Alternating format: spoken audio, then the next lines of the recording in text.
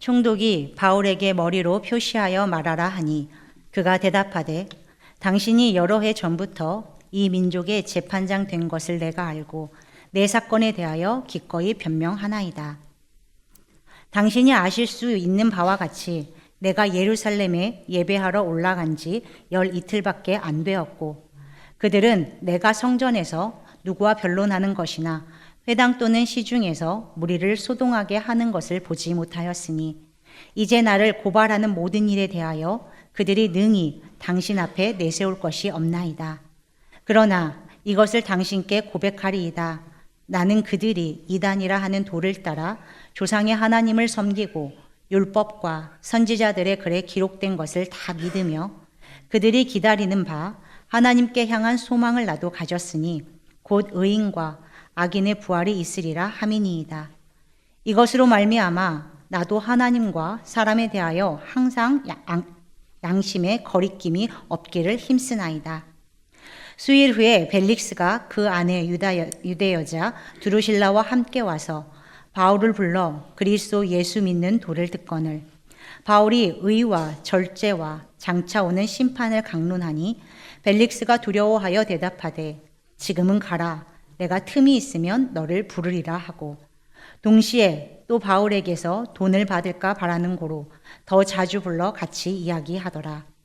이태가 지난 후 보르기오 베스도가 벨릭스의 소임을 이어받으니 벨릭스가 유대인의 마음을 얻고자 하여 바울을 구류하여 두니라. 아멘. 귀한 찬양 감사드립니다. 호산나 찬양들을 통해서 주의 이름을 우리가 함께 마음 다해 주의 이름을 높여드릴 수 있는 것이 얼마나 감사한지 모르겠습니다. 여러분, 찬양이 우리의 영을 새롭게 합니다. 그리고 주를 기뻐하는 것이 우리의 힘과 능력인 줄로 믿습니다. 오늘 예배할 때 우리 안에 그 기쁨이 넘치기를 원합니다. 이미 매화 이야기 통해서 광고 이야기 말씀을 다 들으셨지만 한 가지만 강조하겠습니다. 매화교회 임원이라면 집사님, 권사님, 장로님들 그리고 또 매화교회, 남매화교회 성도지 그분들은 이번 금요일에 꼭 나오셔야 합니다. 오후 8시 30분을 좀 앞당겨서 저희가 금요 성령 집회 시간에 임원 재헌신의 밤 우리를 부르신 하나님의 부르심에 우리가 다시 한번 결단하는 그런 시간을 가지려고 합니다. 은혜의 시간이니까 여러분 꼭 나오시기를 바랍니다. 아마 여기 난 아니지 아닐 거예요. 다 해당되실 겁니다. 모두가 나오시면 좋겠습니다. 오늘 우리가 사도행전 말씀을 오늘도 나누는데 12월 마지막 주일까지 사도행전 말씀을 나누면 이제 사도행전 다 끝납니다. 여러분 시원하시죠? 사도행전을 통해서 하나님의 구체적인 은혜를 우리가 누리고 있습니다. 오늘 말씀은 바울이 가이사랴로 호송이 되었습니다. 근데 호송된 다음 닷새가 지난 후에 대제사장 아나니아 또 장로들 그리고 변호사 더둘로 그들이 닷새 만에 가이사랴로 찾아와서 그곳의 벨릭스 총독 앞에서 바울을 고발을 하는 겁니다. 여러분 예루살렘에서 가이사랴까지가 약 104km 정도가 된다고 하는데 그 당시 교통 상황을 보면 이 대제사장과 유대인들이 얼마나 빠르게 준비를 해서 바울을 고발해 총독 앞에서 고발하고 죽이기까지 할 수 있으려고 너무나 열심을 다하여 그들이 달려온 것을 봅니다. 역사가 요세푸스의 기록을 보면 대제사장 아나니아가 주후 48년에서 59년까지 재임한 사람인데 그가 탐욕스럽고 포악했다. 하나님께 바쳐진 11조를 대제사장인데 그것을 횡령한 것을 비롯해서 폭력과 암살까지도 자행했던 자다. 역사가 요세푸스가 기록을 하고 있어요. 근데 그런 그가 장로들과 고용을 한 변호사 더둘로를 데리고 내려와서 이 바울을 고발하는 겁니다. 변호사라 불리는 이 더둘로가 고발의 내용을 이야기 시작하는데 변호사라는 이야기를 쓴 걸 보니까 당시 웅변가이고 법정에서는 아주 수사에 능한 사람이었을 거라 생각할 수가 있겠습니다. 그가 벨릭스 총독을 높여줍니다. 벨릭스 총독 통해 유대인들이 누리는 편안함, 안정, 이거에 관한 이야기를 하며 그를 높입니다. 근데 여러분, 벨릭스도 역사적으로 보면 그가 실정을 해서 잘 백성을 돌보지 못해서 로마로부터 소환 통보까지 받았던 총독이에요. 그리고 유대 지도자로부터 뇌물을 받던 자였습니다. 근데 그런 그를 더둘로가 그를 높입니다. 이유가 뭘까요? 바울을 고발해서 바울을 처형하려고 하는 거예요. 여기서 우리가 한 가지 기억할 것이 있겠습니다. 바울을 예루살렘에서 성전 더럽히고 하나님의 이름을 모독한 신성 모독죄로 고발을 했음에도 잘 안 됐어요. 왜냐하면 로마법으로는 그런 이유들로는 처벌을 바울을 할 수가 없는 거죠. 그래서 더둘로가 이번에는 바울을 로마 실정법에 걸려들도록 고발을 하려는 겁니다. 사도행전 24장 5절에서 6절을 보니까 우리가 보니 이 사람은 전염병 같은 자라 천하에 흩어진 유대인을 다 소요하게 하는 자요 나사렛 이단의 우두머리라 그가 또 성전을 더럽게 하려 함으로 우리가 잡았사오니. 고발의 이유를 보니까 사회에서 소요와 폭동을 일으키는 자, 전염병처럼 이런 악영향을 끼치고 있다. 이렇게 고발하는 이유가 로마가 지배하는 곳에 소동 일으키는 자라고 하면 정치범으로 고발할 수 있으니까 그런 거죠. 또 이단의 우두머리 지도자라 고발하는데 특히 이단이라고 쓰인 요 말, 하이레시스라는 요 말은 본래 당파라는 의미가 있어요. 그러니까 불순한 당파, 불순한 집단의 지도자라고 하는 겁니다. 특히나 여러분, 나사렛 당파라는 말은 십자가에서 처형당한 예수님을 떠올리게 하는 고발인 거예요. 그러니 더둘로의 이 고발은 그 당시 시점에서 약 30여 년 전에 빌라도 앞에서 유대인들이 예수님을 고발한 내용과 너무나 닮은 꼴입니다. 신성 모독죄로 처음에 예수님을 고발했는데 빌라도 앞에서는 유대인의 왕이라 칭한다. 예수님을 정치적인 이유까지 걸어 고발했던 것을 기억하게 합니다. 바울에게는 또 어떻게 했을까요? 오늘 이 고발에 성전을 더럽게 하려 한다는 이유를 들어요. 그러니 아직 일어나지 않은 이유까지 들면서 고발하고 있는 것을 봅니다. 여러분, 얼마나 집요하게 세상의 세력이 하나님의 사람 바울을 넘어뜨리려고 하는지, 세상이 바울을 얼마나 넘어뜨리고 얼마나 바울로 인하여 못마땅해 하는지를 알 수 있는 거죠. 제가 말씀을 묵상하면서 세상이 바울을 고발하는 이유들이 역설적으로 바울이 얼마나 귀하고 신실한 주의 종인지를 정확히 드러내주고 있구나, 그런 마음이 들었어요.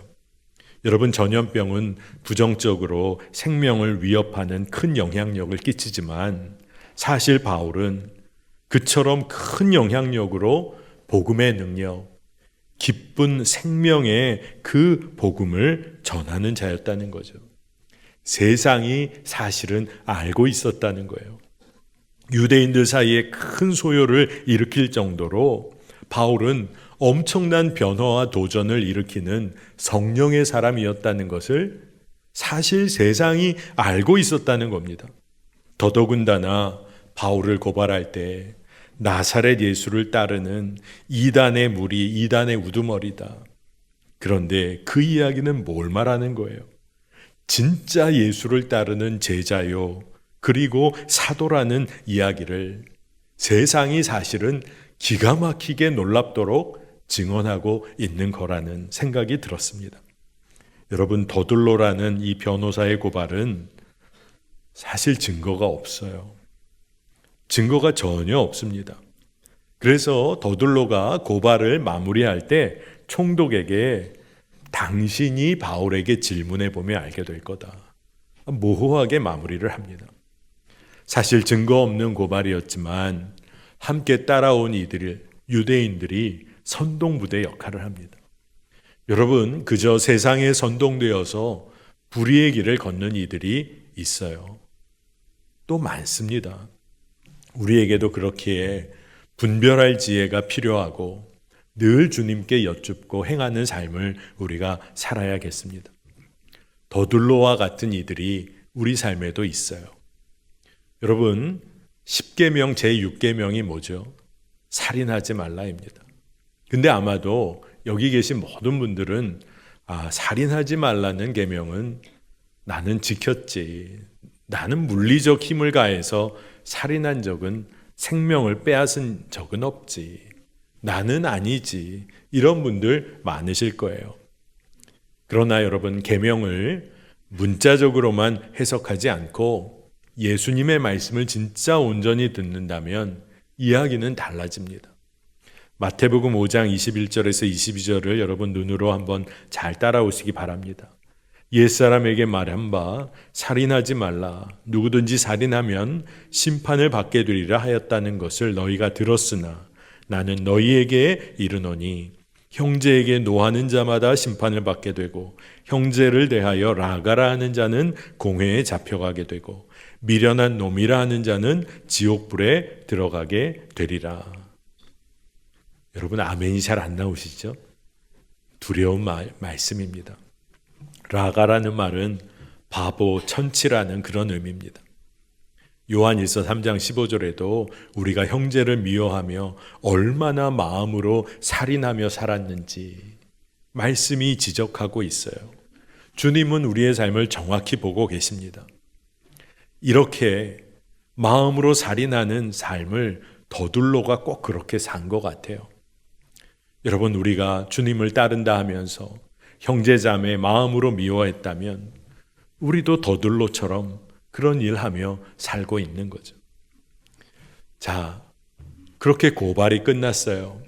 벨릭스 총독이 얼굴을 그냥 아주 거만하게 얼굴을 들어서 바울에게 변호할 기회를 줍니다. 바울이 변호하기 시작하는 거예요. 근데 그가 처음 한 이야기가 그가 예루살렘에 도착해서 예루살렘에서 지난 날이 12일입니다. 이 이야기를 하면서 그가 변론을 시작해요. 오늘 이곳에 계신 분들은 사도행전 말씀 계속 함께 따라 묵상하신 분들이니까 한번 말씀을 되짚어 보시길 바랍니다. 바울이 예루살렘에 와서 처음에 사도 야고보 만났어요. 야고보가 권면하기를 결례 행하는 일을 바울이 하면 좋겠다. 그래서 7일 동안 결례를 행합니다. 그리고 나서 아시아에서 온 유대인들이 소동을 일으키면서 바울을 고발하려고 했어요. 그래서 그 소동으로 인해 바울은 영내로 구금이 됩니다. 그리고 구금되어 있다가 결국 가이사랴로 호송되어 온 거예요. 그러니 바울이 무슨 얘기를 하는 겁니까? 자신이 성전을 모독하고 소동 일으키지 않았음을 지금 내가 12일밖에 예루살렘에 없었던 것을 봐도 알 수 있다고 증언하고 있는 거예요. 그리고 자신이 성전 모독한 거 본 사람이 아무도 없고 시장에서 두로비모와 함께 우연히 있었던 것만 본 사람만이 있을 뿐이다. 그렇게 잘 그리고 설득하고 있는 거죠. 근데 여기서 우리가 한 가지를 깨닫게 됩니다. 얼마나 우리도 거짓에 휘둘릴 수 있는지, 우리가 얼마나 원하는 것만 보려고 하는지, 얼마나 자기중심적인 시각으로 다른 일을 보며 사는지를 깊이 깨닫게 됩니다. 바울은 사실 그냥 이 이야기만 해도 됐어요. 근데 바울은 자신이 진정 밝히기 원하는 거, 그리고 진짜 왜 자신이 고발당했는지에 대한 이야기를 합니다. 사도행전 24장 14절에서 16절인데 굉장히 핵심적인 내용이 담겨 있습니다. 나는 그들이 이단이라 하는 도를 따라 조상의 하나님을 섬기고 율법과 선지자들의 글에 기록된 것을 다 믿으며 그들이 기다리는 바 하나님께 향한 소망을 나도 가졌으니 곧 의인과 악인의 부활이 있으리라 함이니이다. 이것으로 말미암아 나도 하나님과 사람에 대하여 항상 양심에 거리낌이 없기를 힘쓰나이다. 아멘. 바울은 하나님의 말씀과 뜻을 다 믿고 하나님을 향한 소망과 부활을 믿음으로 모든 일에 선한 양심으로 행하는 것밖에는 없다. 내가 그 일을 행한 것밖에는 다른 일이 없다. 아주 간결하지만 강력한 증언을 합니다. 얼마나 담대하게 증언하는지 그것도 놀랄 만한 일이지만 자기의 삶을 너무나 간결하고 강력하게 이야기하고 있다는 것이 너무 귀했어요. 여러분, 우리 인생은 어떻게 누군가에게 이야기될 수가 있을까요? 아마 여러분이 누군가에게 제가 이렇게 살아온 사람입니다 얘기하려면 대부분 제가 언제 태어났고요, 어떤 부모님 밑에서 자라고 가정 형편은 이랬고 그 환경에 영향을 받았고 사회 역사적으로 어떤 변동기에 좀 살아 휩쓸리다가 사업과 학교와 직장, 결혼 이런 일을 이렇게 겪었습니다. 대부분 다 이런 이야기 할 겁니다. 그런데 여러분, 우리 믿는 자들의 삶은 그렇게 설명될 수 있는 걸까요? 그냥 학교 나오고 결혼하고 직장 생활 이렇게 했습니다. 그렇게 우리의 삶이 설명될 수 있는 겁니까? 우리 믿는 자들의 삶은 오직 예수 그리스도로 인해서 설명될 수 있는 줄 믿습니다. 우리 인생은 그래요. 주의 은혜로만 설명되어질 수 있는 삶을 우리가 지금까지 살아온 것 아닙니까? 세상이 우리를 부정적으로 평가하면 평가할수록, 세상이 우리를 안 좋게 보고 무너뜨리려고 하면 할수록 우리 믿는 자들의 삶이 얼마나 주님의 은혜 안에 거하여 우리가 살아왔는지 그걸 우리가 알게 되는 거 아닙니까? 여러분, 한번 잘 여러분의 삶을 누군가에게 증언해야 할 때 하나님의 은혜 빼놓고 설명할 수가 있습니까? 우리의 인생이 그렇다는 거예요. 웨슬리 목사님, 감리교 운동을 또 감리교회를 시작한 웨슬리 목사님이 시간이 날 때마다 그는 말씀을 전하는 순회 설교가였어요. 그래서 감리교회 전통은 가는 곳마다 말씀을 전하는 겁니다. 그리고 감리교회의 그런 상징, 그런 모습 중에 말을 타고 복음을 전하는 그런 사람의 형상이 상징이 되기도 했어요. 한 일화가 있는데 웨슬리 목사님이 며칠 동안이나 말을 타고 복음을 전하러 이곳저곳을 다니다가 순간 깨닫게 됐어요. 최근에 내가 돌을 맞은 적이 없구나. 이거를 순간 깨닫게 됐다는 거예요. 늘 주님 위하여 복음 전하러 다니고 그럴 때마다 곳곳에서 핍박을 당하고 돌을 부지기수로 맞곤 했는데 웨슬리 목사님이 순간 깨닫게 된 거예요. 그리고 스스로에게 물은 겁니다. 최근에 내가 돌을 맞은 적이 없네? 그러면서 그가 스스로 질문을 하는 거예요. 내가 온전히 복음을 제대로 전하고 있지 못하고 있나? 말씀대로 순종하며 살지 못하고 있지 않나? 그렇게 스스로를 점검했다는 일화가 있어요. 웨슬리 목사님은 안 거죠. 세상이 내가 복음을 온전히 전하면 핍박할 수밖에 없다는 것을 그는 알았어요. 그러나 어려움을 당해도 두려워하지 않고 그렇게 복음 전하는 게 기쁨이 되었다는 거예요. 여러분, 사실 세상이 우리를 더 정확히 알 때가 있어요. 바울은 오늘 말씀에서 온갖 고발 다 당했지만 흔들리지 않고 정확하게 변론을 이어가는데 주님이 지혜를 주셔서 성전을 모독했다는 고발을 하려면 예루살렘에 이 문제로 소동이 일으켰던 아시아에서 내려온 유대인들, 바로 그 당사자들이 와서 고발을 해야 하지 않겠는가.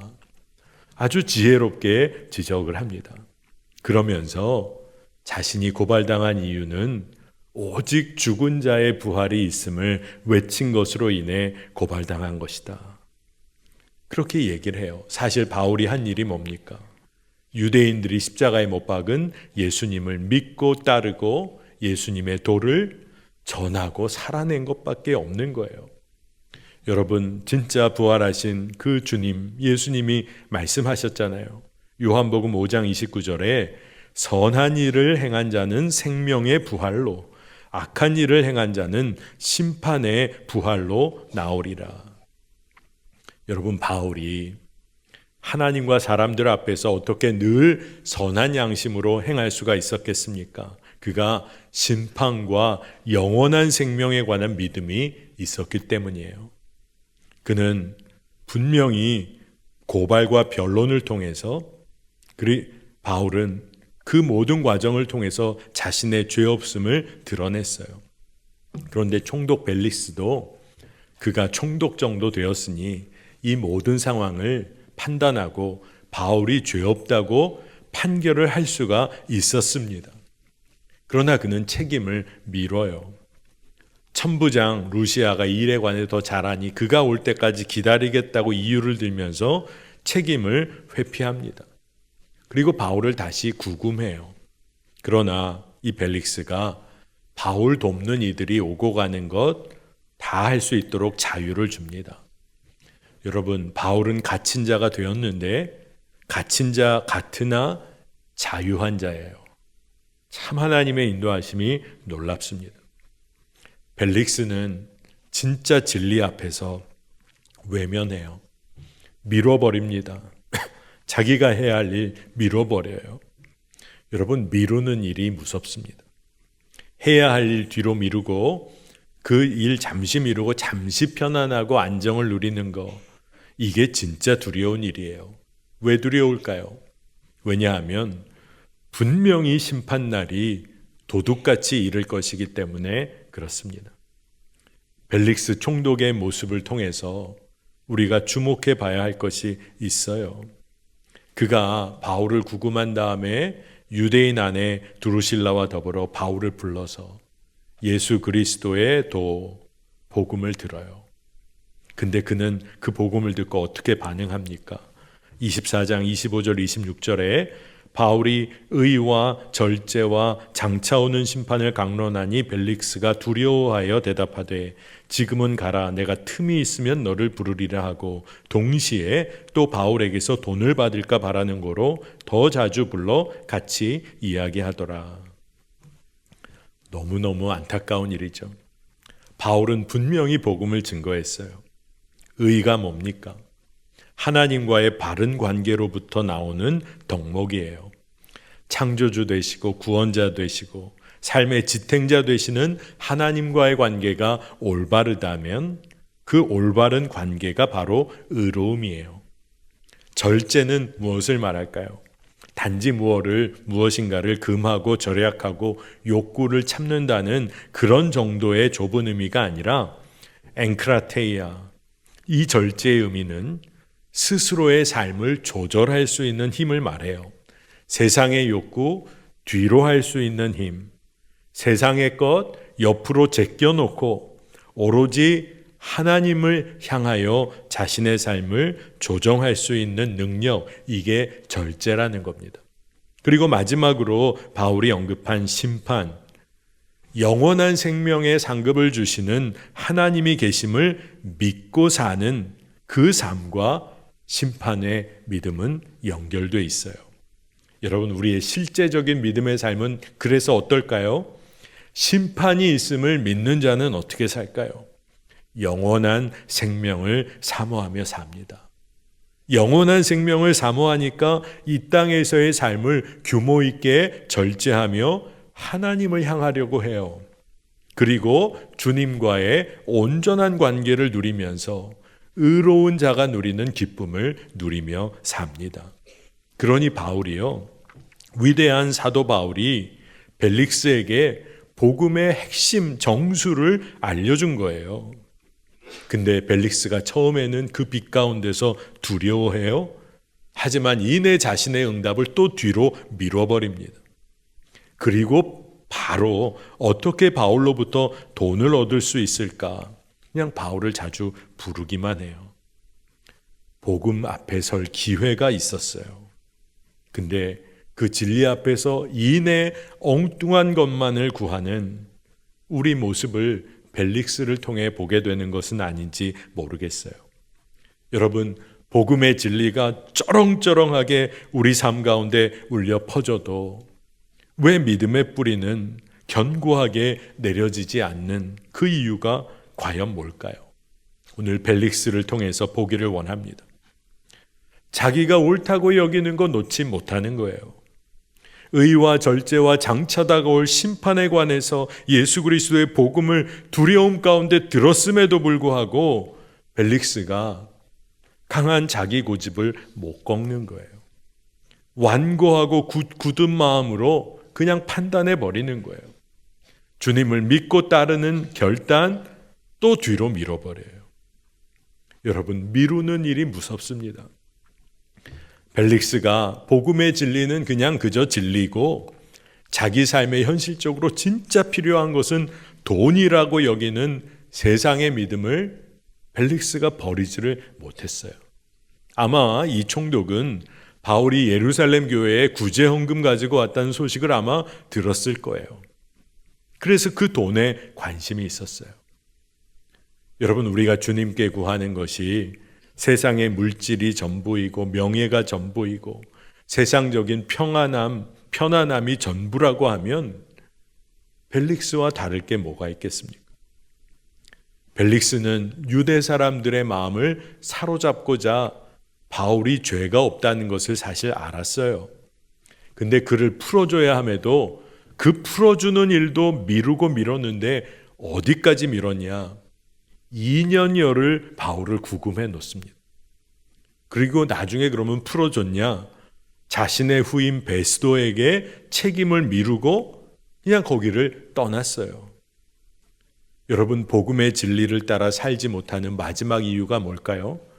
사람 시선, 사람의 마음을 사려고 하는 거예요. 세상의 눈 두려워하는 겁니다. 여러분, 세상의 눈 두려워하다가 생명의 길 놓치면 그것처럼 어리석은 일이 어디에 있겠습니까? 오늘 이 벨릭스를 통해 우리 삶을 점검해야겠어요. 내 자아의 고집과 판단으로 내 소견에 옳은 대로 아직도 살고 있는 거 그렇게 사는 겁니까? 세상의 물질 따라 사는 삶이 여전히 우리 삶의 중심입니까? 아니면 사람의 평판과 사람 시선 때문에 이렇게 저렇게 휘둘리며 살고 있는 겁니까? 여러분, 벨릭스가 총독이었잖아요. 세상 권세 다 가진 자 같았지만 이 벨릭스 총독은 자신보다 조금 더 권세 있는 자, 조금 더 물질 많은 자 앞에서 꼼짝 못하는 삶을 살았어요. 세상 사람의 눈을 하나님보다 더 두려워하는 어리석은 삶을 살았어요. 여러분, 이제 우리가 바울과 같이 하나님과 사람 앞에서 선한 양심을 따라 살기를 원합니다. 거리낌 없이 행하고 오직 예수 그리스도 믿고 따르기를 간절히 원합니다. 많은 경우에 우리는 주의 말씀 따르며 산다고 쉽게 말할 때가 있어요. 여러분, 주의 말씀과 이끄심에 여러분 100% 순종하지 못한다면 99% 순종해도 1%의 불순종이 사실 그것이 불순종인 거예요. 우리는 99% 주님을 따르며 산다고 하며 우리 안에 1%의 벨릭스를 숨겨놓고 사는 것은 아닙니까? 내려놓지 못하는 1%의 더둘로가 있는 것은 아닙니까? 여러분, 진짜 속마음은 벨릭스처럼 살고 싶은 마음이 숨어 있는 것은 아닙니까? 여러분, 그거 진짜 우리가 어떻게 알 수 있을까요? 우리도 사실 우리 본 모습을 우리가 잘 알고 있다고 하지만 우리도 정말로 우리 깊은 곳에 숨겨놓은 거 잘 드러내지 못하고 나도 잘 모른 채 불순종하며 살 때가 있죠. 우리가 어떻게 알 수 있는 걸까요? 오늘 말씀을 잘 보세요.